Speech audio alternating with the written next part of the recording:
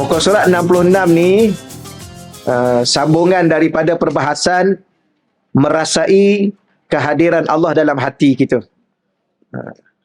Jadi di antara ayat Al-Quran supaya kita sentiasa memperhatikan segala kejadian-kejadian Allah, makhluk-makhluk Allah Subhanahu Wa Taala yang dicipta oleh Allah, itu salah satu cara untuk kita sama-sama hadirkan dalam hati kita ingatan kita, rasa kehadiran, rasa Allah sentiasa bersama dengan kita. A'udzubillahi minasyaitonirrajim. Bismillahirrahmanirrahim. Wa bihi nasta'in ala umurid dunya waddin. Salatan wa salaman ala rasulihil amin wa ala alihi wa sahbihi ajma'in. Subhanaka la ilma lana illa ma 'allamtana innaka antal alimul hakim wa la haula wa la quwata illa billahil aliyyil azim. Allahumma syrah lana sudurana. Ya Allah, lapangkanlah hati-hati kami ya Allah. Wa hassin akhlaqana wa adabana. Ya Allah, keperelokkanlah akhlak-akhlak kami dan sempurnakanlah adab-adab kami ya Allah. Wa yassir lana umurana fid dunya wal akhirah. Ya Allah, kepermudahkanlah segala urusan-urusan kami sama ada di dunia dan terutamanya di akhirat nanti ya Allah. Allah marzuqna al-fahma wal ilma ya Allah. Engkau rezekikanlah kepada kami kefahaman dan ilmu pengetahuan ya Allah. Wal hikmata wal aqla, rezekilah juga kepada kami hikmah, kebijaksanaan dan akal yang waras lagi sempurna ya Allah. Bi rahmatika ya arhamar rahimin, dengan rahmatmu ya Allah ya arhamar rahimin. Walhamdulillahi rabbil alamin. Amma ba'd. Tuan-tuan dan puan-puan muslimin muslimat yang dirahmati Allah Subhanahu Wa Taala sekalian, alhamdulillah. Ya, sekali lagi kita bersyukur pada Allah Subhanahu Wa Taala di atas kesempatan dan segala nikmat yang Allah masih lagi anugerahkan kepada kita pada pagi ini. Kita teruskan lagi bicara kita tentang hidup bertauhid. Ya, semoga sedikit usaha yang kita lakukan ini, moga-moga Allah Ta'ala anugerahkan dan hadiahkan kepada kita seketul hati yang sentiasa bertauhid kepada Allah. Dan daripada hati itulah kita hidup pada zahirnya, pada segala-galanya dengan sentiasa menyandarkan seluruh kehidupan dan kematian kita dan segala-galanya kepada Allah Subhanahu Wa Taala insya-Allah. Jadi untuk pagi ini muka surat berapa kita? 66 ya.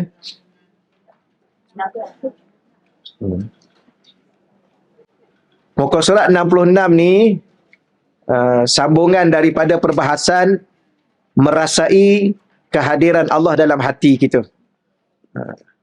Jadi di antara ayat Al-Quran supaya kita sentiasa memperhatikan segala kejadian-kejadian Allah, makhluk-makhluk Allah Subhanahu Wa Taala yang dicipta oleh Allah, itu salah satu cara untuk kita sama-sama hadirkan dalam hati kita ingatan kita, rasa kehadiran, rasa Allah sentiasa bersama dengan kita.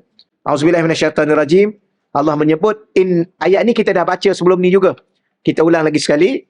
Inna fi khalqis samawati wal ard, sesungguhnya pada khalqi penciptaan as-samawat, 7 petala langit, wal ardi, dan penciptaan pada 7 petala bumi, wa ikhtilaf, dan silih bergantinya al-lail, malam, wan nahar, dengan siang, wal fulki allati tajri, dan begitulah juga fulk, bahtera ataupun kapal, allati tajri, yang berlayar, fil bahri, di lautan, bima yang fa'un nas, membawa apa yang berguna, yang bagi manfaat kepada manusia.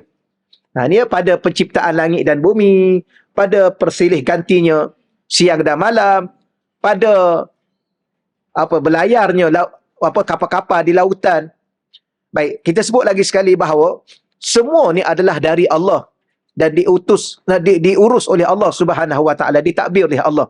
Baik, cuma saya nak sebut sedikit di situ. Kita cuba membuat sedikit renungan dan perhatian. Dalam bahasa Arab disebut tadabbur. Tadabbur. Pada kejadian langit bumi itu, okeylah kita boleh faham.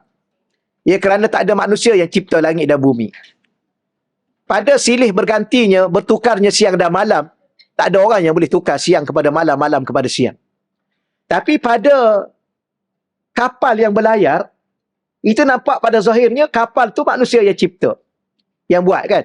Yang bina. Kemudian manusia juga yang letakkan kapal tu di lautan dan mereka membawa kapal itu. Ada apa? Ada kapten kapal. Ada nahoda satu ketika dahulu. Serupa-rupanya, langit dan bumi itu dari Allah, siang dan malam itu Allah yang urus, termasuk kapal yang berlayar itu. Sebab apa? Sebenarnya kapal tu, dia tak tenggelam bukan sebab pandai orang tu cipta. Kerana Allah yang tak bagi dia tenggelam. Allah yang urus. Itu hakikat. Baru ni ada seorang akak tu, dia tanya saya soalan. Dia kata, dia keliru antara ayat yang orang duk sebut-sebut. Bila mana kita ni, dah sampai kepada maqam makrifah, dah mengenal Allah, jangan pula kita memadamkan cahaya syariat. Itu bahasa lah kan, sekadar bahasa. Dengan bahasa mudahnya, walaupun kita dah mencapai maqam hakikat, kan ada orang ni kan, dia kata kita ni orang syariat aja ni, orang kulit. Duk mengaji kulit semua ni. Dia tu, dia dakwa diri dia. Dia tu orang makrifat, orang hakikat. Orang yang tinggi-tinggi makamnya. Sebenarnya, tak ada hakikat tanpa syariat.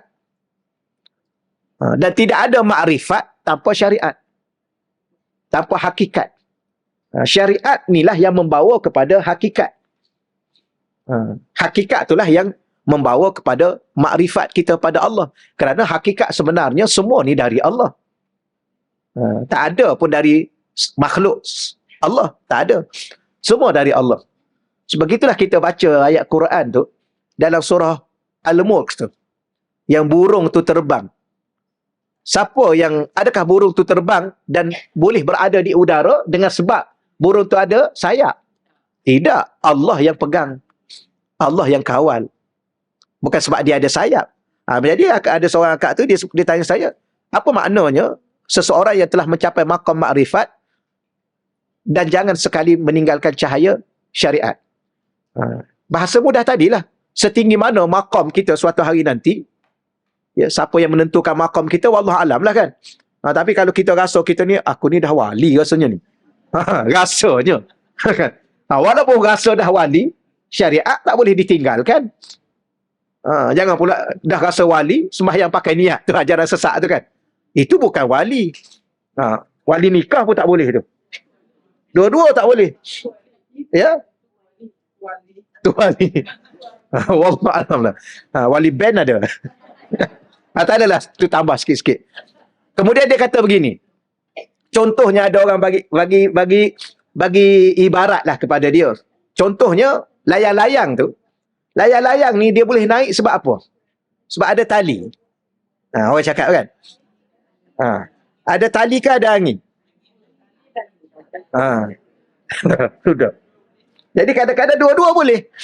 Ya, kalau ada tali, bolehlah naik. Tapi kadang-kadang tak ada tali pun, kalau ada angin, naik juga dia. Itu zahir perkataan. Sebenarnya, bukan sebab tali, bukan sebab angin. Tapi kalau cakap maqam ni, apa pula ni kan? Tapi nak bagi tahunya, kehidupan ini, sandaran akhirnya, seluruhnya adalah Allah. Itulah tauhid. Cuma dalam bahasa berbicara bolehlah, bahasa bercakap. Ya, bahasa, termasuk ni lah, kita nak cerita kat sini lah. Tentang langit dan bumi, okey, kita faham. Tentang siang dan malam, kita faham. Itu daripada Allah. Tapi tentang kapal-kapal yang berlayar, juga daripada Allah. Yang mengizinkan, yang merahmati, yang mempermudahkan, yang menyelamatkan. Kalau Allah tak selamatkan, Allah tidak mudahkan, tak ada satu pun kita boleh gerakkan. Termasuk diri kita pun kadang-kadang satu ketika nanti tak mampu untuk bergerak. Itulah Allah Subhanahu Wa Taala hakikat dia. Baik, kemudian wa ma anzalallahu minas sama' min ma'in, dan apa yang Allah telah turunkan daripada langit, mimma dalam bentuk air, maknanya hujan lah ya, hujan. Kemudian fa ahya bihil ard, lalu air itu, dengan air itu dihidupkan bumi. Bumi yang gersang, yang tandus, turunnya hujan, maka bumi itu nampak hidup ya, dengan tumbuh-tumbuhannya, dengan segala-galanya. Kemudian apa lagi? Mimba di mautiha, selepas bumi itu mati, kering, gersang.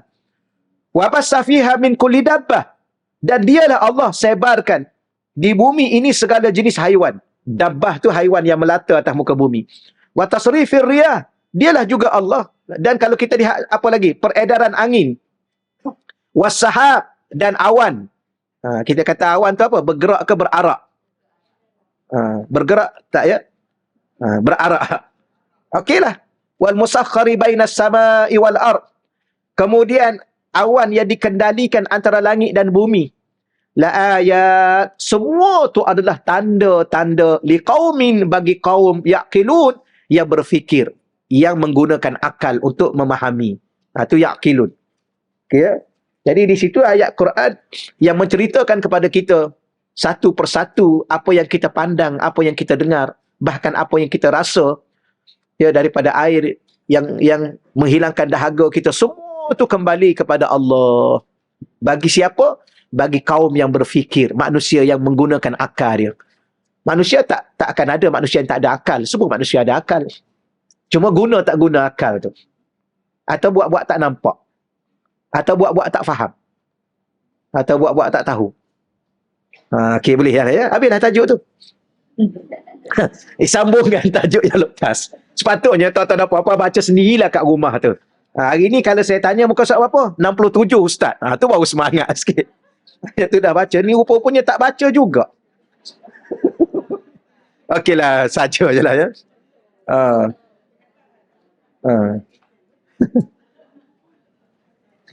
Di sini ni kadang-kadang banyak juga saya buat selingan-selingan. Tapi hanya orang di sini saja faham. Ya? Faham. Orang di luar jangan masuk campur. Ada video saya yang saya buat, ada sesuatu kat sini kan. Riuh sekarang ni kat luar. Ya, riuh kat luar. Yang saya kata ingat lagi tak? Masa tu perempuan satu dewan. Satu dewan tu kan. Maknanya faham. Faham. Yang saya kata orang perempuan punca kesalahan tu. Waktu bising. Saya pun cakap lah. Nanti dulu. Maknanya cerita tak habis. Orang kat video saya tu, orang burukkan saya, mengatakan saya merendah-rendahkan orang perempuan. Subhanallah. Saya cakap awal-awal saya tak halal. Dunia dan akhirat. Dan segala yang duk mengumpat kat luar sana, selagi mana tak datang minta maaf, kita tak halal. Sebab tu saya kata kat sini saja yang faham. Sebab tu orang suruh datang. Jangan duduk kat rumah. Tak ada. Tu tengok tu. Nanti orang kecap lagi. Ustaz ikut saya lah nak duduk mana pun. Tak adalah tu. Ya okey lah. Ya. Tak tu saya selalu ulang. Puan-puan sekalian ya, saya selalu ulang. Cuma ada seorang akak tu kejap-kejap dia hantar mesej. Ustaz, orang kata kat Ustaz. Orang kata kat Ustaz. Dah, saya kata jangan layan. Delete aja. Delete aja. Tak perlu kita tahu semua tu. Akhirat nanti kita kumpul pahala je. Kan? Tapi saya sekali ulang. Saya kata tempat yang saya mengajar inilah yang paling faham. Sebab kadang-kadang kita bergurau. Kadang-kadang kita selingan. Kadang-kadang cerita kita belum habis. Ni kan 1 jam ni mengaji ni. Ambil 2 saat, 3 saat, 4 saat. Ambil 5 minit pun tak sampai maksud. Daripada 1 jam ambil 5 minit. Sebab tu kadang-kadang saya nak pesan sikit. Tuan-tuan sekalian, kadang-kadang kita ni kena adil juga dengan ustaz-ustaz kita kan. Berlaku adil. Takkanlah kita nak hukum ustaz kita yang mengajar 1 jam, 1 jam setengah. Kita hukum dengan 2 minit aja dia. Dan kita rehatkan dia. Contohnya, di mana keadilan untuk diri dia? Maknanya kalau tidak adil, itu zalim nama dia. Kadang-kadang kita menzalimi guru-guru kita sendiri. Kita percaya kepada video-video macam tu. Ya, kita percaya, ustaz ni dahsyat juga ni. Cerita yang pelik-pelik. Pasal tak? Gitulah. Ramaikan ustaz-ustaz kita direhatkan. Kenapa? Kerana ni 2 minit, 3 minit difitnah. Kita tak adil dengan guru kita sendiri. Ya, jadi kadang-kadang kita kena, tak apalah, bukan berharap sangat, tidak pun. Tapi sebab tu saya kata, yang saya cerita di sini paling faham. Saya ulang balik yang baru ni. Contoh, saya kata, orang perempuan punca kesalahan. Nanti dulu. Sebab orang perempuan tu daripada mana ciptaannya? Daripada lelaki. Sayyidina Adam AS. Lelaki tu pula diambil daripada tulang rusuk. Tulang rusuk tu kan bengkok. Jadi yang asal bengkoknya siapa? Lelaki lah. Ni kau orang kata kecam lelaki pula ni. Pula. Nanti dulu. Sedap. Oh, kalau macam tu best lah Ustaz. Oh, lelaki yang salah. Tidak juga. Lelaki yang mana? Yang menurut kesalahan itu. Ada lelaki yang tegas dengan kesalahan. Lelaki yang soleh, lelaki yang beriman. Dia tak ikut. Dan dialah yang membimbing isteri dia menjaga diri dan isteri dia ke syurga. Itu asal cerita tu. Kemudian dia kata, saya mengatakan Sayyidah Hawa yang menghasut. Saya tak guna menghasut, saya guna merayu. Oh, perempuan kan senjata dia merayu.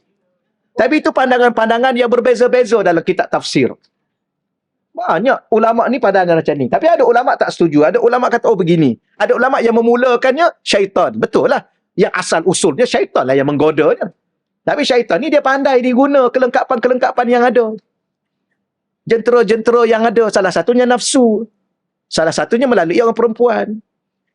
Contoh ni begitu. Bukan kata kita menuduh Hawa tu menghasut Nabi Adam sehingga tidak macam tu. Kita pun mengaji juga. Kan? Sebab tu kadang-kadang kita tengok ada orang ni, dia ni mengaji. Takkan dia masuk macam tu. Sebab itulah orang yang paling faham tentang bicara dia adalah orang yang berbicara. Kalau you tak berapa faham, bukan tuan-tuan dah ni, orang lain dah ni. Kalau you tak berapa faham, you datang call I ada nombor telefon lah. Semua orang tahu nombor telefon I lah. You tahu tak? Takkan you tak ada. Call lah sepatah. Betul ke ustaz cakap macam tu? Oh, saya tak bermaksud begitu. Oh, okeylah kalau tak bermaksud begitu. Saya pun ingat saya pun salah faham juga. Oh, itulah orang yang bermaruah. Itulah orang yang berakhlak. Itulah orang beradab. Kan?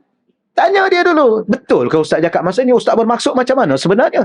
Oh, saya bukan maksud begitu. Dan Maha suci Allah, saya bermaksud kepada orang-orang yang dimuliakan oleh Allah. Tak mungkin begitu. Call lah. Ke you belum ada nombor telefon I? Ini pun bergurau juga tu kan. Bergurau.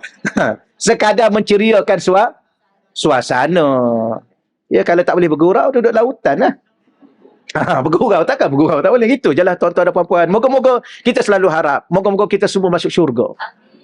Ya. Dan kita jaga diri kita masing-masing dan anak isteri kita. Pasti kita bertemu di syurga Allah suatu hari nanti insyaAllah. Baik, muka surat 67. Tajuk apa dah kita ni? 67 tu. Cuma hidup ni mudah aja tuan-tuan dan puan-puan. Kalau kita rasa kita silap dan orang kata kita silap, kita minta maaf je lah. Kita minta maaf, selesai. Nak suruh kita sujud? Tak perlu. Macam saya sebut baru ni, kadang-kadang orang tu dah silap, orang tu dah minta maaf. Kita tak puas hati lagi. Takkan kita nak sampai suruh orang tu sujud kat kita dah pun. Cium kaki kita. Berpada-pada lah. Dia pun dah minta maaf kan. Okey lah. Selesai lah. Betul. Okey, dah selesai. Dah selesai. Cuma kalau tak selesai juga, kita solat hajat aja. Kita mengadu pada Allah. Tahulah Allah nak buat apa. Benda ni mudah aja. Baik. Menyaksikan Allah dengan mata hati. Yang ni perkataannya tolong bolehkan sikit. Tolong tanda. Menyaksi, bukan melihat tau. Ingat lagi saya sebut dulu, kita ada 3 jenis pelihatan. Pertama, melihat dengan mata. Yang kedua, memandang dengan akal. Yang ketiga, menyaksi dengan hati. Jadi persoalan di sini persoalan hati. Ya, bukan persoalan mata kasar. Baik, maka seseorang yang hidup bertauhid, sentiasa hatinya dengan Allah, menyandarkan, meletakkan seluruh kepercayaan, meletakkan seluruh pergantungan, bertauhid. Ialah seseorang yang sentiasa syuhud. Ini bahasa, sekadar istilah bahasa. Syuhud daripada perkataan syahida ataupun syahada. Tu tengok dia punya wazan dia lah. Syahada, yusyahidu, musyahadah. Iaitu dari segi menyaksikan dengan hati. Selalu disebut musyahadatullah. Menyaksikan Allah dengan mata hati. Itu saya tulis tu. Menyaksikan Allah dengan mata hati. Ni pun saya pernah tanya lagi guru saya, syekh saya. Dia kata apa makna sebenarnya? Iaitu merasai. Menyaksi itu merasai. Dengan maksud mereka menyaksikan hakikat yang wujud secara mutlak. Dan tersendiri. Hanya Allah. Dia menyaksikan dalam hati dia yang sebenar-benar wujud secara mutlak, yang tersendiri. Apa makna tersendiri? Yang tidak wujud disebabkan yang lain. Wujudnya dengan dirinya sendiri. Yang kita kata apa? Qiyamuhu binafsi. Sedangkan makhluk ciptaan Allah wujud secara bergantung sepenuhnya kepada Allah. Wujud sepenuhnya kepada Allah. Ya, bergantung sepenuhnya kepada Allah, bersandar sepenuhnya kepada Allah. Maka bila mana kita menyaksikan inilah hakikat kewujudan Allah yang wujud dengan sesendirinya, yang sedia wujud dengan bahasa mudahnya, hal keadaan ini akan membersihkan dan membuang rasa keakuan diri. Lalu kita tahu hakikat diri kita, maka yang menjadi punca rosaknya jiwa kita ni, hati kita ni, hidup kita ni ialah rasa keakuan diri. Apa makna?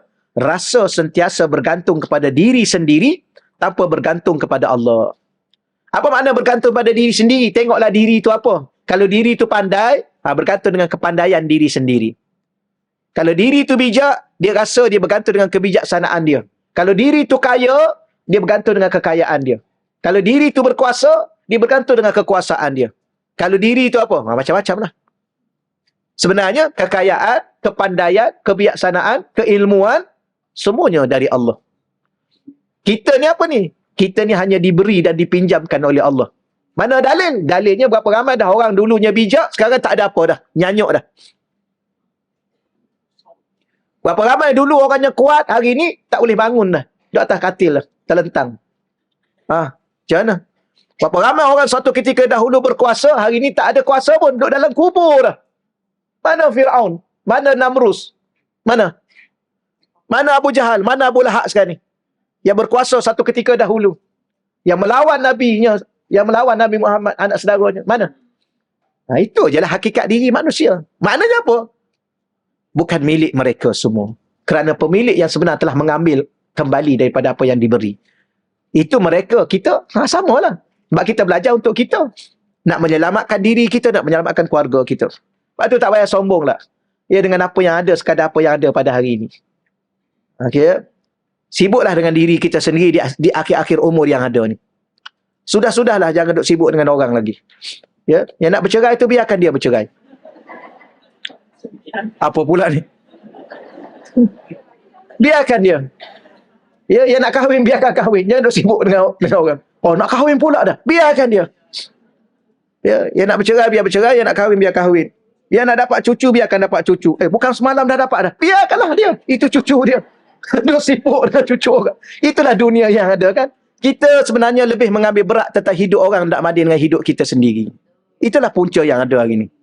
Akhir sekali kita terlepas pandang terhadap diri sendiri. Akhir sekali kita kecewa dengan diri kita. Kenapa? Banyak lagi benda-benda yang tak terurus dengan diri sendiri. Terlepas pandang. Betul kan? Kenapa tu? Duk sibuk dengan orang. Kecuali orang itu ada kaitan dengan diri kita. Dia anak kita, dia isteri kita, dia adik-beradik kita, itu lain. Itu kadang-kadang menjadi tanggungjawab kita.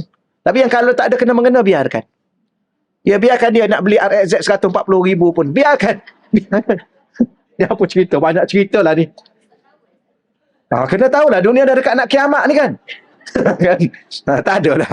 Kadang-kadang kita gerup sekarang kan, duduk 100 gerup. Ya, 100 gerup kita ni. Kadang-kadang kawan tu post. Buka lah menghargai yang kawan tu post kan. Dia kata, Ustaz saya post tak tengok-tengok pun. Tengoklah juga kita. Tengok-tengok keluar-keluar motor. Kan? Takat tu dulu. Boleh ya, insyaAllah ya. Itulah menjadi persoalan dalam kehidupan kita. Lalu, bila mana kita dah menghilangkan dan membuang keakuan diri kita. Kerana diri kita pun bukan milik diri kita. Hidup kita pun bukan kita yang hidupkan diri kita. Bahagiakan kita pun kadang-kadang kita sendiri pun tak membahagiakan diri kita. Jadi saat bahagia itu Allah yang bagi bahagia. Sebab apa? Sebab kadang-kadang kita sendiri pun tak mampu bahagiakan diri kita sendiri. Maka ketika itu buang semua. Yang tinggalnya tauhid. Apa makna tauhid? Lagi sekali saya ulang. Menafikan segala-galanya kecuali Allah. Itu tauhid. Selama mana kita tidak menafikan diri kita sendiri, ataupun apa yang kita miliki itu dari, maka tak akan mungkin sempurna dan tulus dan murni tauhid kita. Okey, baik. Kemudian, apa maknanya lagi? Lalu menerbitkan sifat mulia, iaitu sentiasa bersifat tawakal, bergantung. Tawakal ni, kalau guru saya, dia terjemah menggantungkan diri kita. Ada satu lagi perkataan, tafwid. Tafwid itulah maknanya berserah sepenuhnya urusan dan natijah segala urusan hanya kepada Allah dalam setiap usaha dan ikhtiar. Dalam setiap usaha kita dulu, ikhtiar dulu. Ya, bahasa muda, bahasa kitanya usaha dan ikhtiar tu kan. Buat dulu semaksimum mungkin, semampu mungkin, setakat mana yang boleh. Seterusnya tafwid. Apa makna tafwid? Serah pada Allah urusan yang kita duk buat dan natijahnya sekali. Ya, kita dah buat ni, serah juga pada Allah yang kita buat tu. Habis natijahnya apa? Hasilnya apa? Serah juga pada Allah hasilnya. Kemudian gantung seluruhnya hidup kita dengan Allah. Itulah tauhid. Dan benda tu tak akan berlaku, perkara tu tak akan berlaku kalau hati kita tidak menyaksikan Allah. Di hati kita. Kalau kita masih lagi menyaksikan diri kita, duduk depan cermin sekejap, nampak apa? Duduk depan cermin, nampak apa? Nampak pandai juga aku.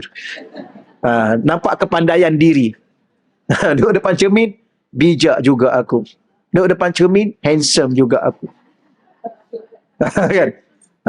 Sebenarnya kita bolehlah, alhamdulillah tak ada masalah apa pun. Tapi lihat di sebalik diri kita.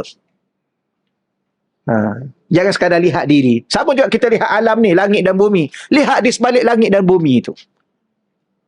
Kita tengok binatang yang melata. Tengok di sebalik tu. Ada yang 4 kaki pun boleh berjalan. Yang 2 kaki pun boleh berjalan. Yang tak ada kaki pun boleh berjalan. Jadi berjalan dengan kaki ke apa? Subhanallah. Baru kita faham.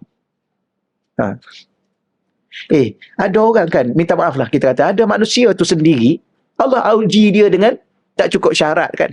Tak ada kaki. Subhanallah. Sampai Europe dia berjalan. Satu dunia dia pergi. Yang kita ada kaki ni. Apa? Tak payah cerita lah kan. Subhanallah. Itulah hakikat kehidupan. Siapa yang bawa hidup ini? Allah. Maka sebab tu dengan umur yang ada ni kan, kita ni lah sama dengan umur yang ada ni, belajar-belajar ikut kehendak Allah. Dahlah ikut kehendak diri sendiri. Berapa ramai orang ikut kehendak diri sendiri dan dia dapat apa yang dia nak tu, akhir sekali kecewa dengan apa yang dia nak. Macam mana? Betul tak? Berapa ramai orang nak apa? Macam-macam lah dia nak. Setakat tu dulu kau cakap salah pula kan. Allah. Habislah di situ muka surat 68 ayat Al-Quran. Auzubillahi minasyaitanirrajim. Alam tara. Hamzah kat depan satu tu, itu istifham, huruf istifham, kata tanya. Tidaklah. Alam, adakah tidak tu. Tapi terjemah ni terjemah ringkas ni. Adakah tidak? Lam tu tidak. Lam tu menafikan. Adakah tidak tu maknanya. Tapi tidaklah. Kamu melihat, tidakkah tu bukan tidaklah tu. Tidakkah kamu melihat? Dia begini, kadang-kadang kita ni kan, kita nak tulis, tapi ialah kemampuan kita dalam menterjemah Quran tak sampai sebenarnya. Walaupun kita belajar bahasa Arab pun. Saya 6 tahun juga kat Mesir belajar bahasa Arab. Kuliah, fakulti bahasa Arab, pengkhususan bahasa Arab. Tapi balik-balik, tengok balik Quran, tengok balik hadis-hadis Nabi, tengok kalam-kalam ulama, tak faham. Ada yang faham lah, ada yang faham. Ada yang kadang-kadang tak faham. Tak faham. Nanti saya tulis, saya post pada akak kongsi. Tapi itu satu penulisan. Adalah seorang ustaz tu terbaik dia menulis. Dalam bagaimana bahasa Arab tu. Saya baca. Wish, subhanallah. Satu kalam ulama yang boleh dibaca dengan berbagai-bagai bentuk. Berbagai kedudukan. Itu kita baca. Subhanallah. Itu baru kalam ulama. Bagaimana kalam Rasulullah, bagaimana kalam Allah yang maha berilmu. Jadi kadang-kadang kita pun ambil saja yang sudah disedia diterjemah oleh para alim ulama kita kan. Dalam tafsir-tafsir. Itulah kemampuan yang ada. Merujuk. Kan ada orang ni merujuk pun tak mampu. Macam mana dia tak mampu nak rujuk? Dia nak rujuk macam mana dia tak pandai bahasa Arab? Quran kan bahasa Arab. Tengok terjemah. Lepas tu kita tengok. Kenapa? Tidaklah. Salah ni tidaklah. Sebab apa? Salah. Sebab tu kan ada istifham. Mana tahu istifham? Kena belajarlah. Satu huruf hamzah tu dia panggil huruf istifham. Apa mana huruf istifham? Kata tanya. Kata tanya. Adakah? Lam tu pula huruf apa? Huruf an-nafiyah. Huruf nafi. Jadi Adakah tidak? Tara, kamu melihat. Ra'a tu asal ada ra alif ya. Ra'a, melihat. Tapi di mana huruf ya itu? Huruf ya tu di hazaf. Kenapa apa? Sebab ada lam tu. Tu kalau bahasa Arab. Tapi kalau mengaji bahasa Arab, sebab tu sebenarnya kelas bahasa Arab ni, dia mula-mula ada 40. Yang minggu kedua tinggal 20. Kan? Jadi nak duduk dalam kelas tu pun tak mampu nak bersabar. Nak faham Quran. Nak baca kitab para alim ulama. Sebab tu tak payahlah menjerumuskan diri kepada apa? Kepada sesuatu yang bukan diri kita. Bukan keupayaan kita. Tak payah. Kita hanya melemaskan kita dalam lautan ilmu. Dan menenggelamkan kita tanpa kubur. Okey? Cakap tu dulu. Jangan seronok sangat. Ya, jangan seronok sangat. Tapi hari ini berapa ramai orang yang nak jadi ustaz dan merasa diri itu lebih ustaz daripada ustaz. Bahkan ada orang merasa diri lebih ulama daripada ulama. La haula wala quwwata illa billah. Itulah dunia yang ada. Anna tu apa anna tu? Anna tu ialah dia panggil huruf nasab. Sebab tu Allah tu baca baris atas. Annallaha. Ini baru cerita tu, tak cerita terjemah lagi. Habis? Macam tu lah. Ya, isafilah diri. Ya. Baik, maka tidak, adakah tidak, tara, kamu melihat, annallaha, sesungguhnya Allah subhanahu wa ta'ala, yuzji. Apa makna yuzji? Sahaban. Allah Ta'ala mengarak awan. Menyebabkan awan tu berarak. Summa, kemudian, yu'allifu bainahu, kemudian mengumpulkan antara bahagian-bahagiannya. Summa yaja'aluhu rukama. Kemudian, ataupun lalu, Allah Ta'ala menjadikan bertindih-tindih. Fataral wadqa. Maka kelihatanlah olehmu al-wadqa yakhruju min khilalihi, hujan keluar daripada celah-celahnya. Ini cerita pasal apa? Pasal kejadian hujan. Kita duk kata hujan tu daripada mana? Air menguap, naik. Air laut menguap kan? Dulu belajar sains kan? Penguapan. Okeylah. Yang musim banjir, musim hujan reduk tu, masa bila tu dia ambil air tu? Dia menguapkan air tu. Tapi ini bukan menafikan ilmu sains ya. Cuba nak menambahkan lagi maklumat-maklumat yang ada. Akhirnya Allah. Tapi sebab musabab tu adalah. Hakikatnya Allah. Tu dia yang cerita. Annallaha. Sesungguhnya Allah. Tu. Yang menggerakkan awan. Yang mengumpul-ngumpul. Dan ada bahagian-bahagian atas, bahagian bawah. Kemudian dialah Allah juga yang menjadikan bertindih-tindih. Maka setelah itu kelihatan olehmu hujan yang keluar dari celah-celah. Tapi kalau kita naik kapal terbang tu kan, langgar-langgar tak basah pun kapal terbang tu. Pasal langgar awan tu kan. Tengok, mana tahu basah? Kat cermin tak ada air kot. Kan kita tengok kat cermin tu. Gegar tu ada. Gegar tu sebab air dalam tu kan sebab awan tu. Wallahualam kan aja tu. Cuba tak adalah sambil-sambil kan. Kan tidur masa naik kapal terbang tu. Tidur. Tapi yang peliknya la haula wala quwwata, boleh tidur kita dalam tu. Nyenyak tidur. Kemana bangun pula tak ada makan kau. Apa hidangan makanan? Selera makan. Duduk atas tu. Ya. Masa tu percaya kat siapa? Kat pilot. Maknanya percaya pada Allah. Dan Allah juga menurunkan butiran-butiran air daripada langit. Tu ya. Wa yunazzilu minas sama' min jibalin fiha min baradin, iaitu daripada gumpalan-gumpalan awan. Gumpalan awan tu pula seperti mana? Seperti jibal, seperti gunung ganang. Subhanallah, awan tu tebal besar. Kemudian maka ditimpakannya butiran-butiran air itu, fayusibu bihi man yasha', kepada sesiapa yang dikehendakinya. Maknanya hujan tu dia turun Dia dah ditakdirkan. Orang ni kena hujan, orang ni tak kena hujan. Bumi ni kena hujan, bumi ni tak kena hujan. Kadang-kadang ingat kata kita naik kenderaan. Ui, lepak. Depan tu, kering aja. Oh, subhanallah. Siapa yang tentukan tu? Allahu Rabbi. Allah subhanahu wa ta'ala. Kemudian, yang dikehendakinya. Dan dipalingkannya daripada siapa yang dikehendakinya. Ada kebun bukan main lagi. Hujan turun, menyirami. Ada kebun kering kontak. Kadang-kadang tempat kita dah nampak dah. Ada negeri banjir, ada negeri bukan setakat tak banjir. Kemarau. Ni kat Malaysia saja. Tengok Kedah tu. Ada tempat sebelah-sebelah kemarau. Ada tempat-tempat banjir. Bukan Kedah lah, KL pun sama. Kita kadang-kadang takut juga kan. Orang belah pantai timur ni, kadang-kadang hujan 2 minggu, seminggu, 2 minggu. Minggu ketiga tu baru nak jadi banjir. Kita ni kat sini, pantai barat ni, hujan 1 jam banjir. Macam mana kalau hujan seminggu? Nak lari kat mana agak-agak? Tapi sayangnya Allah kepada kita semualah. Tak kira lah orang pantai timur ke orang pantai barat. Allah tengok, Allah ukur. Ada tempat kena, ada tempat tak kena.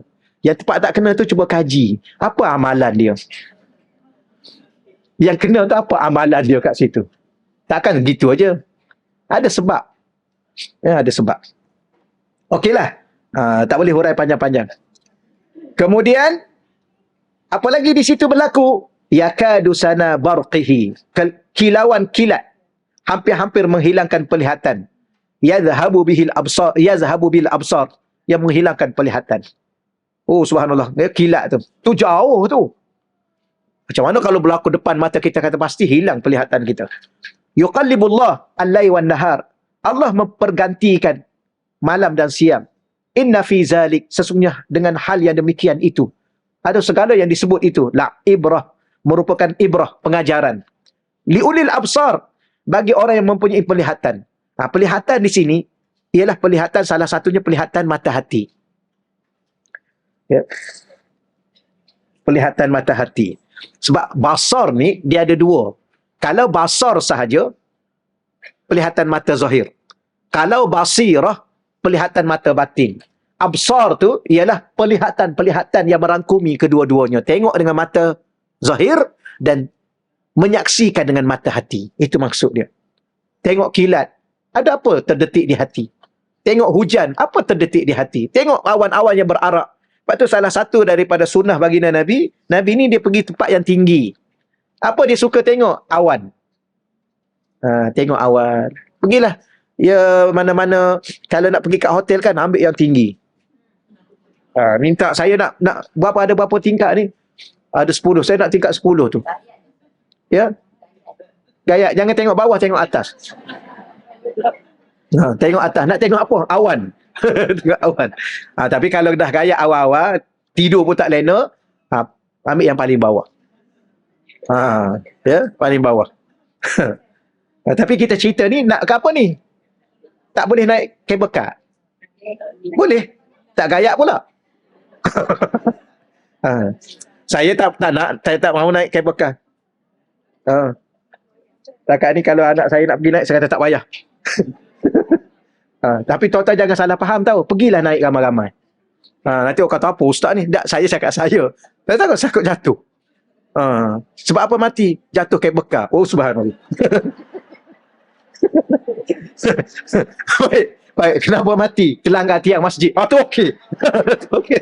Contoh je ni. Jangan tangkap serius. Allah. Baik. Muka surat 69 tu. Muka surat 69. Yang tu hadis yang dah banyak kali kita baca. Baca sendiri lah boleh. Dah banyak dah. Dah baca hadis 40 tu. Hadis 40 tu, Matan Arba'in Nawawi, hadis yang kedua, tentang Islam, iman dan ihsan. Iman, Islam dan ihsan. Terjemah dia berada pada muka surat 71, 72 sampai 73 tu. Pada 73 tu bawah tu saya tulis rujukan hadis ni, hadis sahih. Riwayat-riwayat ya para ulama hadis, pada Imam Ahmad, Imam Muslim dan sebagainya. Cuma saya nak tekankan yang tu muka surat 72 tu. Di situ. Yang akhir antara pertanyaan yang ketiga, dia ada satu lagi pertanyaan tentang kiamat. Akhbirni anil ihsan tu. Dia dah banyak kali kita ulang sebelum ni kan. Iaitu Islam, orang tu jadi Muslim, iman, seseorang itu jadi mukmin, ihsan, seseorang itu jadi muhsin. Apa makna orang muhsin? Orang yang memiliki maqam ihsan, kedudukan sebagai ihsan. Apa makna ihsan? Itu dah Nabi bagi tahu. Ditanya lagi, beritahu kepadaku tentang ihsan. Yang bawah tu ya, muka surat 72, perenggan bawah tu. Maka Nabi jawab apa? Anta'budallah ka'annaka tarahu fa illam takun tarahu fa innahu yarak. Maka Nabi menjawab, hendaklah engkau beribadah kepada Allah seakan-akan engkau melihatnya. Melihat Allah. Itu maknanya menyaksi dengan hati kita. Sebab apa? Di saat kita berdiri di mana pun, kita sedang menghadap Allah sebenarnya. Fa'ainama tuwallu fasamma wajhullah. Di mana saja kamu berpaling wajahmu, menghadap ke mana? Ke timur ke barat ke? Ke mana-mana pun, kamu sedang menghadap Allah. Itulah hakikat. Maka, biarlah hati kita sentiasa menyaksikan Allah. Yang ni bukan mudah. Dia ada tahap-tahap dia.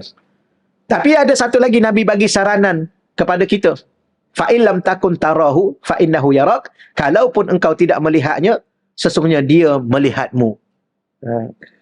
Jadi, bagaimanapun, kita kena rasa bahawa kalau tak mampu berada pada makam yang pertama tadi, maka Allah sentiasa melihat kita. Dan kita tak pernah satu saat pun, satu kelipan mata pun, satu jedutan jantung pun, kita terlepas daripada penglihatan Allah. Pandangan Allah. Apa lagi? Pantauan Allah. Itu namanya muraqabah. Bolehlah insyaAllah ya. Yang ni pun banyak kali kita ulang. Jadi saya nak terus kepada muka surat 74 tu. Muka surat 74, kaedah-kaedah menghayati rasa wujud Allah. Pertama, sentiasa berdoa dan bermunajat kepada Allah. Ya Allah, aku berdoa memohon kepadamu, Ya Allah. Tolong jadikan hati aku ni, Ya Allah, sentiasa rasa wujudnya-Mu, Ya Allah. Sentiasa rasa kewujudanmu, Ya Allah. Sentiasa rasa kebesaranmu, Ya Allah. Sentiasa rasa keagunganmu, Ya Allah. Bagi tahu pada Allah. Cakap pada Allah. Ya, dalam doa kita. Cakap bahasa Malaysia pun boleh, bahasa Arab pun boleh, bahasa apa pun boleh. Ya, yang pastinya kita merayu, memohon, bermunajat kepada Allah. Macam kita solat sunat kan, sujud. Lamakan sikit sujud kita. Ya, selain baca doa-doa yang kita berhajat, datangkan dalam hati kita ya. Dalam hati kita. Ya Allah, tolonglah berikan kepada aku, Ya Allah, seketul hati, Ya Allah. Ya Allah, kalau seandainya hati aku ni dah tak ada apa dah rasa, Engkau gantikan dengan hati yang lain. Kita ni kalau hati kita, dia ada waktu hati ni dia mati. Bila mana mati, tak ada apa dah. Tak ada rasa takut, tak ada rasa malu. Sebab tu kadang-kadang kita kata, dia orang ni tak malu. Macam mana nak malu? Tak ada apa dah. Tak ada hati dah. Tak ada rasa. Sebab apa tak ada rasa? Tak ada hati. Sebab tu kadang-kadang kita cakap kat orang, dia ni tak ada hati ke? Tak ada perasaan ke? Memang betul. Budak kecil tu dia boleh pijak-pijak. Contoh. Mak dia sendiri pun dia boleh bakar. Ni dunia yang ada ni. Dahsyat. Isteri dia pun dia boleh pergi kat tepi gaung dia tolak. Contoh. Di mana hati dia? Wallahu alam.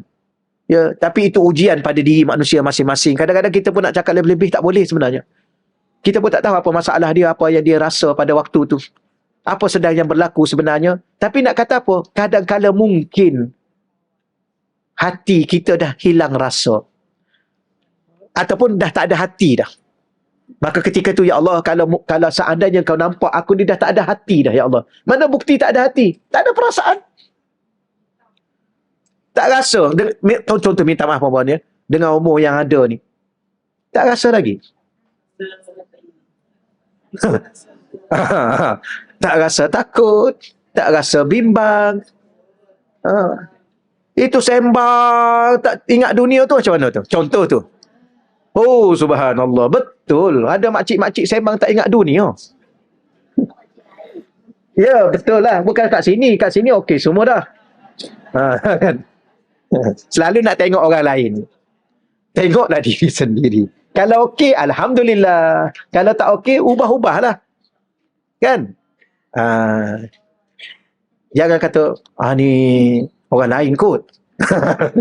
Selalu orang lain. Kita terlepas. Betul. Okeylah. Doa ya. Dan doa tu pula, kalau nak cepat makbul, doa bukan untuk diri kita sahaja.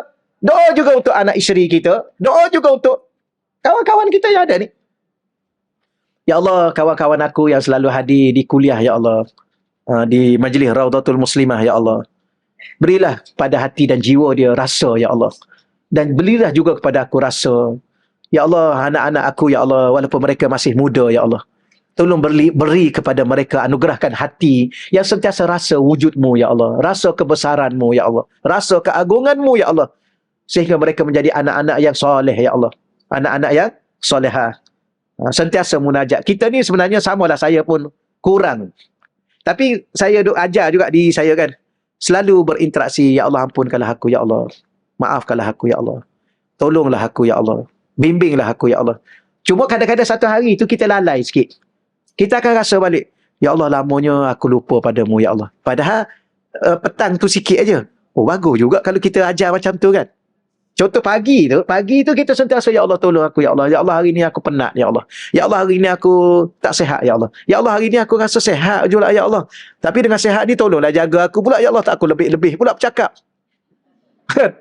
Betul. Hidup ni macam tu lah. Oh, masa tak sihat nampak mu. Oh, sihat. Betul kan? Masa lapar nampak lembek. Lepas makan 3 pinggan cakap tak berhenti. Sampai pasal orang pun. Maknanya, Ya Allah, tolonglah. Bimbing aku, Ya Allah. Bila mana kita duk cakap begitu selalu, kadang-kadang tu pagi sampai tengah hari.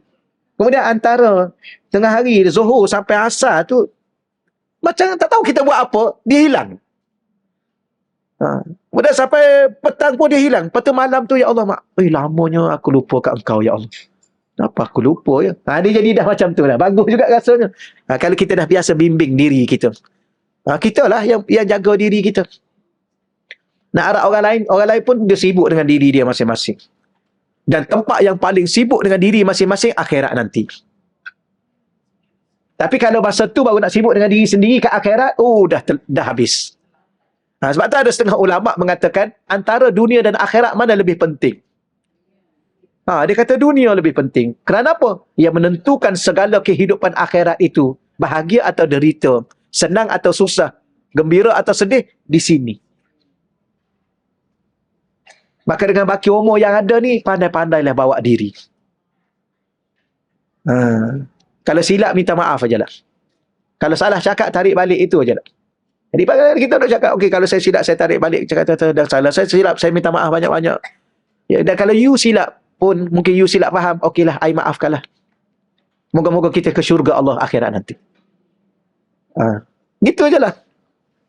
Boleh? Tadi tak halal. Saya tahu akak dia cakap apa.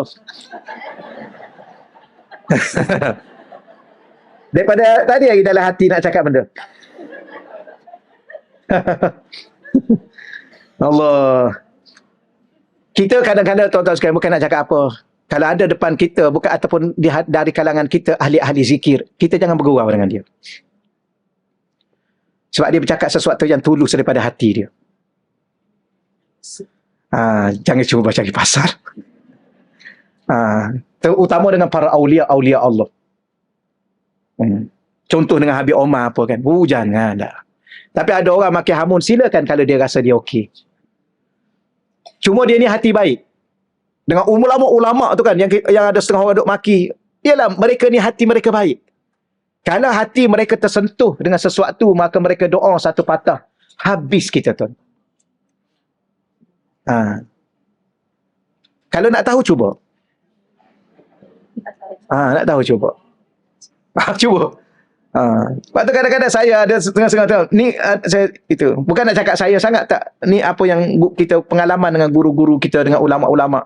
Ya. Saya duduk di pondok umur 10 tahun lagi dengan tuan-tuan guru yang alim-alim, yang hebat-hebat.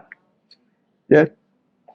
Sebab tu kadang-kadang ada orang kan, yalah, manusia adalah manusia, dia tetap akan tersilap macam-macam mana pun. Sehebat mana dia pun tak Ya. Tapi kita nak kata, kita belajar agama ni daripada kecil lagi. Sampai sekarang tak berhenti belajar. Sampai sekarang. Tuan-tuan, kalau ada depan kita ni, ada seorang alim, yang dia belajar daripada umur 10 tahun, ataupun dia belajar daripada umur 7 tahun, contoh Imam Asy-Syafi'i, hafal Quran, 7 tahun dah hafal Quran. Ya. Mengaji pula bukan dengan orang-orang biasa, dengan Imam Malik. Imam Ahlul Madinah. Guru dia Imam apa ni, Sufyan As-Sauri. Ulama-ulama hebat ni, guru-guru ni. Kemudian dia baca Quran pula, khatam Quran 1 hari 2 kali. Kita nak kata kita ni lebih hebat. Memang nanya lah. Ya. Kita nak pertikai ilmu Imam Syafi'i dengan qadar kita ni. Subhanallah, memang cari pasar, panggil cari pasar. Tuan-tuan sekalian, contohlah, ada seorang ahli gusti, Undertaker kan, Undertaker. Kita pun kata, okey, I nak lawan you. Memang cari pasar lah tuan-tuan sekalian. Cari nanya lah. Ada rasa nak lawan Undertaker?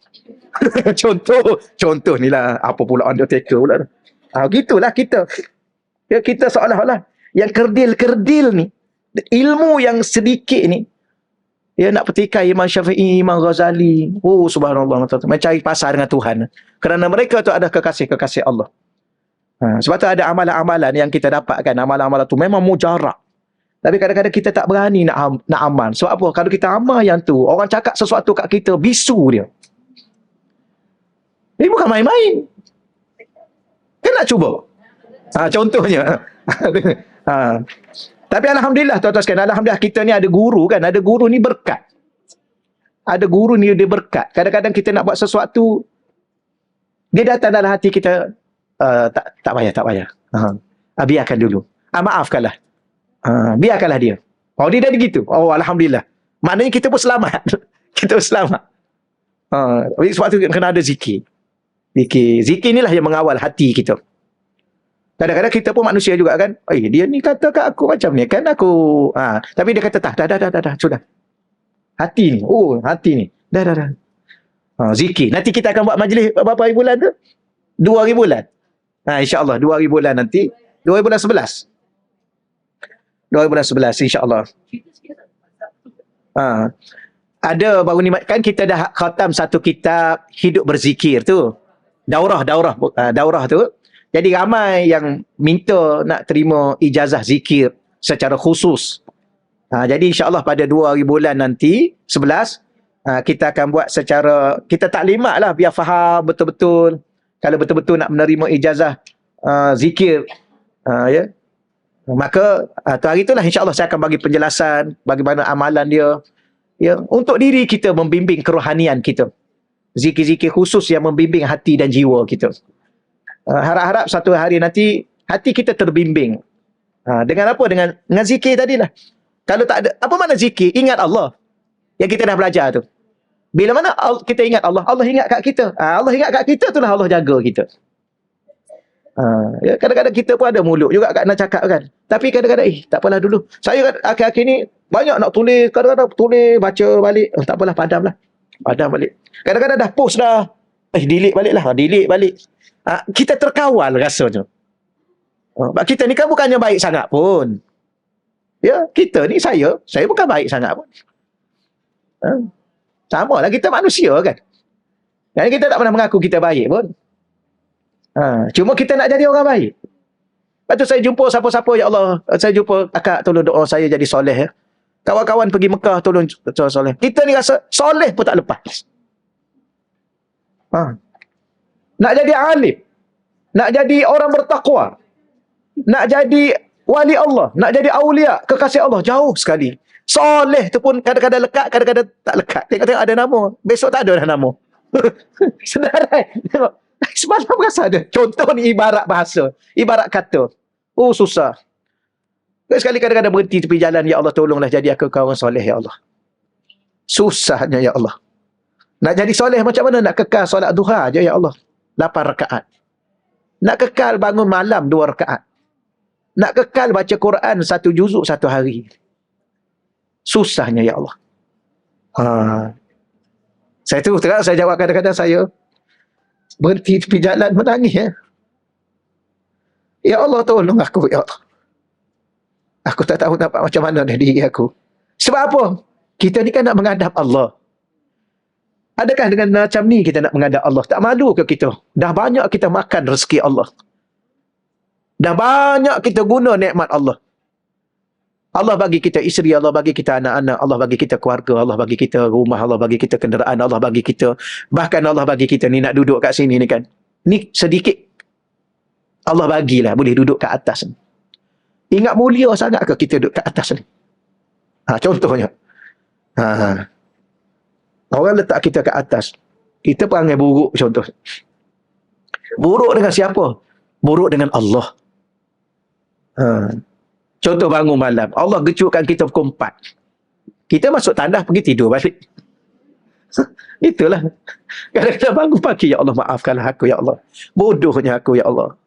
Engkau dah kejutkan aku. Aku boleh bangun sampai aku boleh masuk tandas. Tapi aku pergi-pergi cari bantal balik. Ya Allah. Malunya aku. Dengan umur yang ada ni kan. Tak malu. Tapi dalam ni nak pergi mana? Oh, nak pergi Korea. Pergi China. Nak pergi ni. La haula wala quwata illa billah. Ni benda-benda yang saya cara jujur lah kadang-kadang. Saya mengajar ni daripada hati. Dan saya minta dengan Allah, ya Allah, aku tak nak lagi berbicara sekadar lisan aku, ya Allah. Aku nak bicara dengan hati aku, ya Allah. Tapi kalau saya cakap, tapi kadang-kadang saya hadkan juga. Bataskan juga. Kerana sesuatu yang ada di hati terlalu dalam. Untuk kita selami kata-kata hati. Rasa yang ada di hati terlalu tak mampu nak diungkapkan dengan kata-kata. Kerana hati adalah hati adalah rasa. Rasa tak akan mungkin sampai bila-bila diungkapkan. Orang yang rasa akan merasai. Okey, yang kedua, 5 minit lagi. Takut tak sempat nak khatam tajuk ni. Yang kedua, memperbanyakkan berzikir dan mengingati Allah dengan lisan dan hati. Ni. Banyakkan zikir. Dengan ingatan Allah, dengan mengingati Allah, dengan lisan kita. Sebut sebanyak mungkin. Dan hati kita. Sebut, ingat sebanyak mungkin. Kalau boleh, minta dengan Allah, ya Allah. Mungkin ada waktu lisan aku untuk berbicara, ada waktu lisanku untuk makan dan minum, ada waktu lisan aku untuk diam. Tapi tolong jangan diamkan hati aku, ya Allah. Ya, kerana hati dia tak ada waktu untuk dia makan. Kerana makanan dia adalah zikir. Ingat pada Allah. Yang ketiga, memperbanyakkan membaca dan merenungi Al-Quran. Renung tu tadabbur lah. Baca dan tadabbur. Ambil satu ayat. Baca satu muka. Dalam banyak-banyak tu ambil satu ayat. Renung ayat-ayat tersebut. Ya. Kadang-kadang sahabat-sahabat Nabi ni, baginda Nabi sendiri pun, dalam satu solat, satu ayat dia ulang sampai menangis. Dia ulang satu ayat. Supaya apa? Supaya kita tadabbur dan meresak masuk. Kita ni sebenarnya kekurangan sedikit. Saya samalah. Kita baca, ya baca. Tapi berapa ayat, berapa kalimah daripada ayat Quran tu yang meresap dalam hati kita. Ya. Ataupun kalau kita kata dari sudut cinta, apa? Kalau dari sudut gerun, apa yang rasa? Menggementarkan hati kita. Kalau cinta, meluluhkan hati kita. Dengan sebuah kerinduan yang tak tertanggung. Baca ayat-ayat Quran. Macam mana? Ada rasa. Tapi kita lepas tu, sadaqallahul azim. Apa rasanya? Rasa nak simpan Quran tu. Simpan di mana? Di rak. Jangan simpan Quran di rak. Simpanlah Quran di hati kita. Okey, seterusnya. Memperbanyakkan solat sunat dan puasa sunat. Banyakkan solat sunat. Duha, sudahlah 4 rakaat. 8. 2 je. Inna lillahi wa inna ilaihi raji'un. 2 itu pun dah cukup baik dah. Ya. Dah. 2, 8. Ya. Gitu sebenarnya. Puasa sunat. Awal bulan, tengah bulan, akhir bulan. Isnin, Khamis. Okey dah tu. Okey dah. Kalau ada sempena-sempena Yaumul Asyura dan sebagainya. Tapi itu yang saya kata. Tuan-tuan dan puan-puan, kalau kita dengan umur yang ni pun, kita ni, berkira lagi antara 4 dengan 2. Subhanallah. Duk berkira lagi antara 4 dengan 8 duha tu. Habislah kita. Apa lagi? Nak apa lagi kita ni? Ha. Baca Quran satu muka pun dah berkira dah. Oh, habislah kita. Ha. Okey je pun. Satu muka tu pun dah cukup baik dah. Kalau istiqamah tiap-tiap hari. Tapi dengan apa yang ada ni, kalau itu je, dahsyat kita betul lah. Ha. Ha, itu je lah. Ha, itu yang saya kata tadi. Saya, sama lah. Yang saya kata tadi itulah. Susahnya ya Allah nak jadi soleh ya Allah. Tolonglah aku ya Allah. Okey, seterusnya cuba agak sikit. Sentiasa bermujahadah melawan nafsu, hawa nafsu dengan melakukan ketaatan. Ha, ini satu hal juga. Ya Allah, sampai sekarang nafsu makan tak habis-habis. Betul kan? Tengok sedap aja roti canai banji. Ya Allah. Kan? Betul. Itu yang minat roti canai banji, yang minat apa? Kek tapak kuda. Oh, subhanallah. Kek apa yang Sarawak tu? Kek lapis. Ha, sanggup pergi tu. Kenapa? Tak feeling makan kat sini. Nak makan kat Sarawak juga. Betul tuan-tuan saya cerita ni. Ustaz, dia tanya, Ustaz, salah tak kalau saya pergi makan kek lapis di Sarawak? Saya kata, ada soalan. Saya kata tak salah. Kenapa yang pergi sampai sana kan kak? Syah halang pun banyak. Tak usah nak feel. Allah alam, pergi je lah. Ha, kalau macam tu nak makan kambing, pergi kat Yaman. Barulah nasi mandi. Ha, tu baru betul. Ha. Tak apalah tuan-tuan sekalian. Setakat mana kita boleh ikut-ikut. Tapi jangan sampai semata-mata dia menguasai kita. Baik, yang keenam, sentiasa merenung kebesaran dan keagungan Allah melalui makhluk-makhluk Allah. Pergilah tepi pantai. Tepi pantai tu jangan cari pantai. Carilah pencipta pantai itu.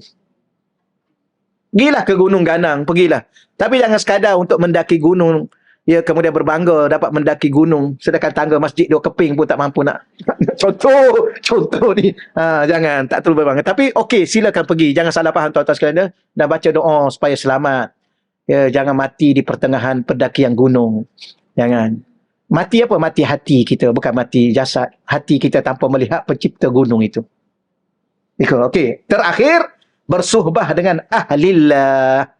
Ha, bersuhbah ni maknanya bersahabat dengan orang-orang yang sudah layak digelar ahlullah, ahli Allah. Salah satu ahli Allah ni ahli zikir. Salah satu ahli Allah ialah ahli Al-Quran. Ha, ahlul Quran, ahlullah. Ha, ada satu hadis tu ahlu zikri, ahlu mujalasati. Ha, dia ada dua, ahli zikir, ahli Allah. Ahli zikir ni pula ada kedudukan dia pula. Yang dia bising itu hari, tak apalah. Nak bangkang, silalah bangkang. Dia tak ada masalah. Kerana itu aja ilmu yang kita ada. Sebab tu kadang-kadang kalau setakat apa yang ada, tenangkan jiwa kita. Macam kita jumpa doktor lah kan, jumpa doktor. Kita pun tahu juga perubatan sikit-sikit ya. Ha, tapi doktor lebih tahu. Ikut je lah dia cakap apa. Ha, tapi kadang-kadang dunia hari ni ulama' yang lebih tahu. Ulama' Imam Ghazali yang lebih tahu. Ikut je lah dia orang. Ya, kita ni siapalah sangat. Dia terhegeh-hegeh mengaji pun tuan-tuan sekalian. Kadang-kadang ada seorang tu, dia duk petikai ilmu sifat 20. Ya susah. Ilmu sifat 20 susah ke you yang tak berapa pandai? Ya, kadang-kadang jangan kita condemn satu-satu ilmu. Oh, admit susah lah. Ilmu fizik ini susah lah. Ilmu tu susah ke you lembab? Ha? Orang lain, berapa ramai orang kita dapat A dah. Tahfiz kuantan, fizik, kimia, bio, admit, A+ lah. Duk hafal Quran lagi 30 juzuk. Semua subjek-subjek tu, subjek sekolah sains. Kalau dia di sekolah sains, dia dapat admit, dia dapat kimia, fizik itu A+, oh memang okey lah, itu memang dia. Tapi ini sekolah tahfiz Quran ni. Maknanya apa? Dia orang bijak. Dia orang tu bijak. You kalau tak bijak, you jangan condemn fizik. Oh, fizik ni susah lah. Bukan fizik tu susah, you tak bijak. Relax lah. Ni duk kata sifat 20 payah dia tak faham, ngaji-ngaji tak faham. Tak faham sebab you tak bijak. Gitulah keadaannya. Tak itulah dulu ya. Dulu. Kena cakap juga benda-benda semasa supaya kita sedar diri. Sedar diri. Duk petikai ilmu yang ulama susun. Berzaman-zaman dah orang duk mengaji sampai hari ini ilmu sifat 20. Sampai pondok-pondok ada keluaran jadi tuan guru, jadi aulia dah. Jadi wali-wali Allah dengan ilmu itu. Tiba-tiba kita condemn ilmu itu sebab tak susah nak faham. Oh, bukan masalah ilmu lah. Masalah peribadi you sendiri. Yang kurang, yang lembab. Nanti kalau orang cakap marah. Saya kalau hina saya tak ada masalah. Sebab saya tidak pernah mulia pun di sisi sesiapa pun. Di sisi Allah pun kita tetap hina. Tapi jangan hina ilmu. Jangan hina para alim ulama'. Gitulah. Sedikit ya sebagai penutup. Minta maaf lagi sekali. Allah. Takat tu dululah. Masa dah habis. Dah banyak dah habis ni masa. 5 minit lebih. Kadang-kadang kena kira juga. Aduhai, berkira. Ada soalan? Soalan satu yang last. Okey, silakan Kak. Soalan ini. Bagaimana kita nak berdamai soalan ini ya. Bagaimana kita nak berdamai dengan takdir dan berdoa dengan apa yang Allah tetapkan. Sedangkan dalam hati masih ada rasa sedih, menyesal dan risau. Dalam masa sama kita nak perbaiki tahap keimanan kita. Setelah kita berusaha melupakan, bermunajat dan akhirnya bertawakal. Okey, baik. Baik. Terima kasih ya soalan faham semua ya. Selalu akhir-akhir ini diguna istilah berdamai dengan takdir. Berdamai dengan takdir. Adakah selama ni kita bermusuh dengan takdir? Tidak sebenarnya. Cuma jawapan ringkas saya beginilah. Pertama sekali, ilmu. Apa pun mesti ilmu. Ilmu apa untuk kita berdamai dengan takdir? Ilmu tauhid. Kerana dalam tauhid itu ada satu bab yang kita akan belajar tentang berkaitan dengan Allah itu Tuhan yang bersifat dengan iradah. Berkehendak. Maka segala apa yang sedang berlaku dalam hidup kita adalah kehendak dia. Bukan kehendak kita. Bahkan kita lahir ni pun macam kita dah ulang sebelum ni kan. Kita lahir ni pun kehendak dia. Kita jadi lelaki atau perempuan pun kehendak dia. Kita lahir kat Selangor, kat mana-mana pun, itu kehendak dia. Maka kita kena faham, itu ilmu. Maka kalau kita faham ilmu daripada awal dulu lagi, adanya kita kat dunia, sampailah hari ni, di mana kita duduk, siapa suami kita, berapa orang anak kita, ya, siapa nama ayah kita, mak kita, dulu lagi sampai sekarang Allah yang takdirkan. Boleh terima tak kita lahir sebagai perempuan? Boleh terima. Boleh terima tak kita lahir dekat Selangor? Boleh terima. Boleh tak kita terima mak ayah kita itulah mak ayah kita? Boleh terima. Kenapa yang lain kita tak boleh menerima? Itu ilmu. Mana nak berdamai dengan takdir, ilmu. Okey? Kalau tak ada ilmu, susah. Sebab tak faham. Maka sesuatu itu nak kena faham. Macam mana kita nak berdamai dengan satu pihak yang lain, kita pun tak faham apa masalah kita dengan dia. Atau apa masalah kita, apa yang kita nak sendiri dalam kita. Kan kadang-kadang dua kumpulan yang bergaduh, kemudian nak berdamai isu apa nak berdamai? Tak tahu. Apa masalah sebenarnya? Tak tahu juga. Macam kena tahu. Tak tahu tu ilmu. Okey ya? Ilmu tauhid ni lah yang kita belajar. Yang kedua, kena doa pada Allah. Doa pada Allah. Ya Allah, tolong lapangkan hatiku, ya Allah. Atau bahasa mudah damai itu sebenarnya redha. Itu bahasa mudah. Meredai segala takdir.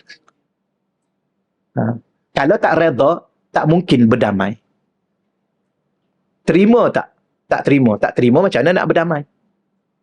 Jadi, doa pada Allah. Tu jalan yang kedua, doa pada Allah. Ya Allah, tolonglah aku, ya Allah, supaya hati aku damai dengan apa yang aku lalui dalam takdir-takdir aku, ya Allah.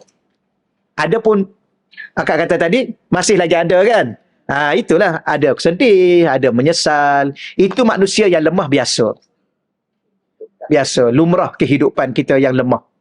Cuma, ya Allah, tolong pulihkan perasaan aku, ya Allah. Supaya hilang kesedihan aku. supaya hilang rasa menyesal aku terhadap apa yang aku lalui. Kerana aku yakin segala-gala itu adalah baik sebenarnya padamu ya Allah, untuk diriku. Cuma diri aku saja yang kadang-kadang lambat faham. Sebenarnya kita lambat faham, tuan-tuan. Kalau kita faham, alhamdulillah, kita akan terima, bahkan kita nak lagi. Contoh, ujian yang berat. Kita tak nak dah. Sebenarnya kalau kita faham di sebalik ujian yang berat, bukan setakat hikmah yang Allah bagi pada kita, ganjaran juga yang besar-besar. Kalau kita tak ada itu, kita akan minta balik, ya Allah, bilalah nak datang musibah. Sampai ke tahap tu. Yang pertama ilmu, yang kedua doa, yang ketiga sebenarnya itu yang saya cakap, puan ya. Yang ketiga dia kena ada pembimbing. Hidup ni kena ada pembimbing. Guru, mursyid. Macam saya sendiri kalau saya sedih, saya tak cakap kat isteri saya sedih. Saya cakap kat syekh saya. Kadang-kadang saya berhenti tepi jalan gitu, saya menangis je. Lepas menangis, kemudian saya pun mesej kat syekh saya. Syekh, hati aku sedih, syekh. Hati aku penat. Penat bukan penat dengan orang rumah, bukan penat dengan anak-anak, penat dengan diri sendiri.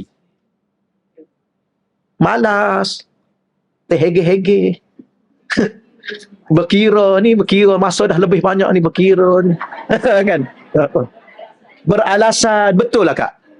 Banyak beralasan. Dengan itu, dengan ini, dengan itu, dengan ini. Besok patut tetap bertangguh-tangguh. Apa kita? Padahal kita nak pergi ni satu tempat yang kita tak akan kembali selama-lama. Kalau itu yang kita bawa, itulah yang ada. Kalau dosa bawa, itulah dosa yang akan kita pikul akhirat nanti. Subhanallah. Dosa dengan kita pun tak lepas. Dengan anak-anak, dengan isteri kita, dengan masyarakat kita. Nak jawab apalah akhirat. Gitulah maksud dia. Kena ada pembimbing. Dan kena ada zikir. Pembimbing akan bagi kita zikir. Kerana zikir itulah kekuatan dalaman kita. Kerana kita kuat bukan daripada diri zahir kita, kita kuat daripada diri dalam kita. Okeylah, insya-Allah ya. Moga-moga ujian saya, ujian tuan-tuan dan puan-puan, ujian kita semua, kita lalui dengan Allah, bersama dengan Allah, ya, dan bersama dengan baginda Nabi SAW. Jadi setakat tu kita tutup dengan doa, insya-Allah ya. A'udzubillahi minasyaitonirrajim. Bismillahirrahmanirrahim. Wassalatu wassalam ala asyrafil anbiya'i wa mursalin wa ala alihi wasajma'in. Allahumma rzuqna fahman nabiyyin wa hifzal mursalin wa ilhamal malaikatil muqarrabin. Allahumma rzuqna futuhal arifin. Ya Fatahu ya Alim, ya Fatahu ya Alim, ya Fatahu ya Alim. Wa sallallahu ala sayyidina maulana Muhammad walhamdulillahirabbil alamin.